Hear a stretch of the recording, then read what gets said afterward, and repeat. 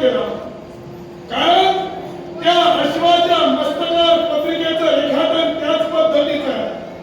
ज्या विराजांनी शौर्य सामर्थ्य असेल त्याने अश्वाला बंधन करावं. नपेक्षाला दाती तुला घेऊन विराची विरश्री धरून घेऊन अश्वाला तुम्ही बंदिवान केला. साम दाम दंडाने घेत या चतुसुत्रीचा वापर करण्यासाठी पावलं माझी इथवर पडली.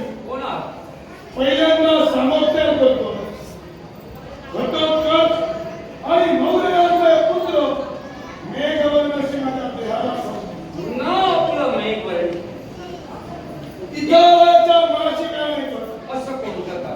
ज्या अश्वाला आपण बंदिवान केला त्या अश्वाच्या मुक्ततेसाठी पावलं पडली.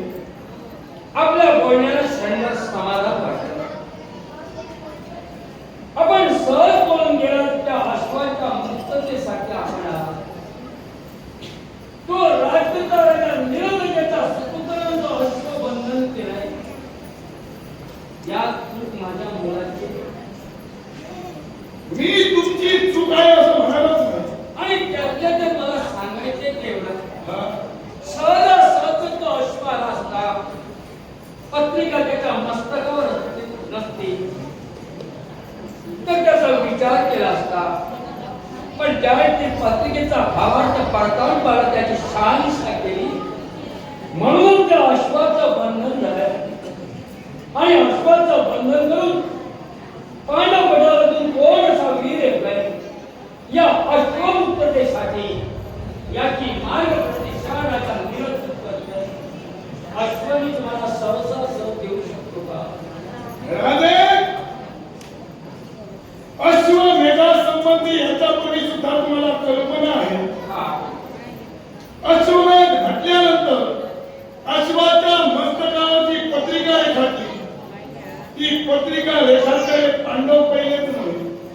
मी कुठं असं म्हटलंय? याच्या पूर्वी सुद्धा ज्या ज्यावेळी अश्वमेध यज्ञ झाले त्या त्यावेळी त्याच पद्धतीची पत्रिका रेखाटली गेली. होय ना?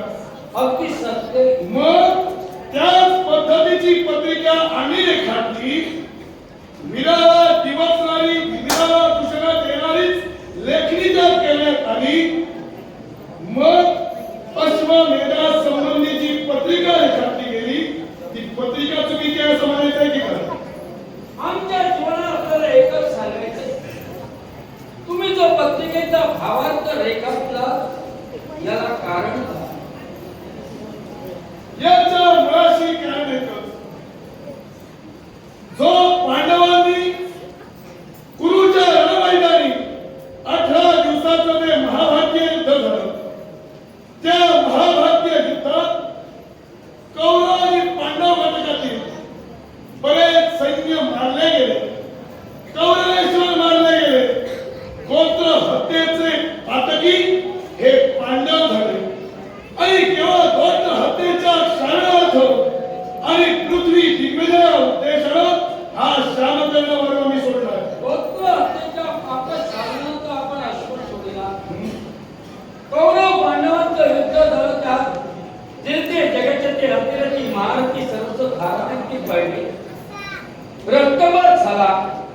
आणि असं असताना याच्यासाठी या गोत्र हत्येच्या पापशालनात आपण हे सर्व काही केला. पण मला सांगा गोत्र हत्येच्या पापशालनात अश्व सोडला हा माणूस सोडला. मग आता पृथ्वी दिल्यासाठी सोडलेला काम करणं अश्व याच्यामुळे जो प्रतिस्पर्धी म्हणून जो जातवंत योद्धा आहे तो तुम्हाला प्रतिकार करणार आहे.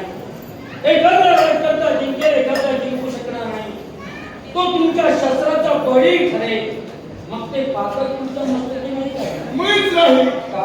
याच्या मुळाशी कारण अश्वमेध यज्ञाची परिणती कशी बोलते की त्या अश्वमेध यज्ञात जो सोडलेला अश्व ज्या ज्या राजकात त्या अश्वाचं बंधन केलं. ज्या ज्या ठिकाणी युद्ध झालं. जिथं जिथं रक्तपात घडला गेला. जिथं जिथं त्यांचा बळी गेला. त्यांची आहुती यज्ञ स्वरूपाला देवतत्वापर्यंत पोहोचली जाते. जीवाला देवतत्वापर्यंत पोहोचली जाते सांगताय. पण अनेक महाभाग आहेत पृथ्वी तलावर प्रत्येक राजकर्ता आहे. मग सत्ता असेल तर त्याची प्रजा पोरकी होणार नाही का? राजे, राजकारणात जर का संपला तर त्याची प्रजामुळे पोरकी होणार. यज्ञ यागादी कार्य ही मानवाने निर्माण केली की देवाने निर्माण केली? प्रत्यक्ष देवाने केली. देवाने निर्माण केली, होय ना? मग अश्वमेध यज्ञ सुद्धा पहिल्यांदा जर देवलोकात झाला असेल, मग देवाने आखून दिलेली हरेक देवाने निर्माण केलेले यज्ञ तुम्ही चुकीचे कसं काय म्हणता? आमच्या जीवनाला मी चुकीचं म्हटलंच नाही मग तुम्हाला. चुकीचा जर का म्हणत नसाल तर त्या युद्धासमयी ज्यांचे बळी दिले जातात ते देवतत्वाला पोचले जातात, हे सुद्धा तुम्हाला मान्यच करावं लागेल. तुम्हाला सगळ्या गोष्टी मान्य करण्यासाठी मी तो नाही. कारण शास्त्रवंत जीवनासाठी तुम्ही तयार झाला. तो अश्वमुक्त म्हणून स्वतःचा सोडून देणं हे माझ्यासाठी राजकारणाचा विपरीत आहे. सामोपचाराच्या बोधाला अश्व स्वराशांचा भाग नाही, पण सामोपचार करण्यावाला क्रमबद्ध आणि कर्मबद्ध ठरतो आणि तेच मी मांडण्याचा प्रयत्न तुझ्या मांडण्यासाठी पुष्कळ तयार झाला. पण या पत्रिकेचा भावार्थ नाही काढला तर एका शास्त्रवंताने तुमचं अश्वबंधन केलंय.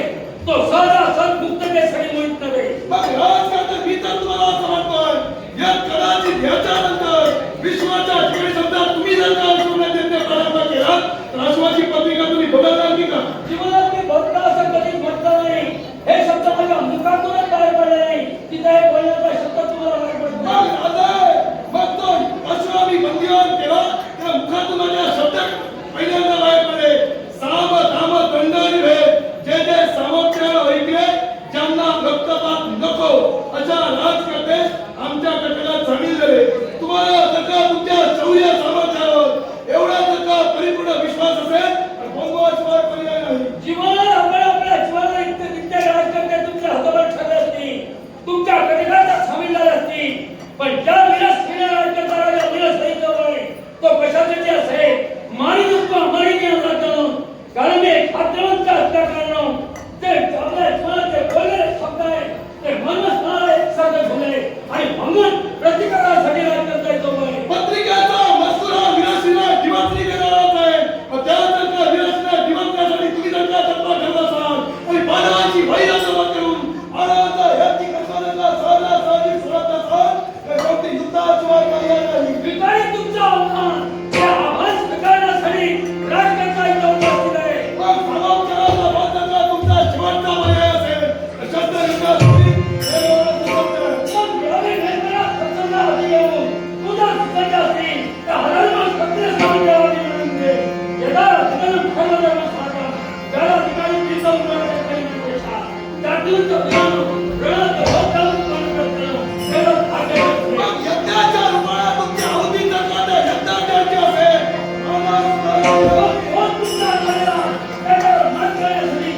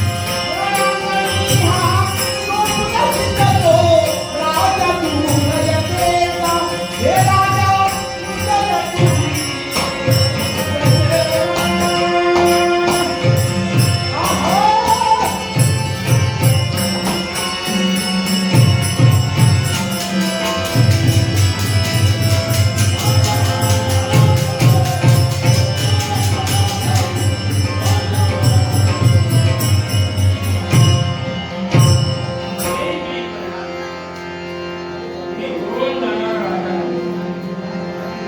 माझ्या जीवनात माझ्या पराक्रमासोबत तुझा निभाव लागला नाही म्हणून तू इथून निसटणे. मारण आणि मरण हे कुणाच्याही हाती नाही. तुला दुरावलेला मृत्यू आपल्या जीवनात कधी कोणी ओढून घेऊ नये. आत्मविश्वासाच्या जोरावर युद्ध करण्यासाठी तयार आहे. आणि याच्या पुढं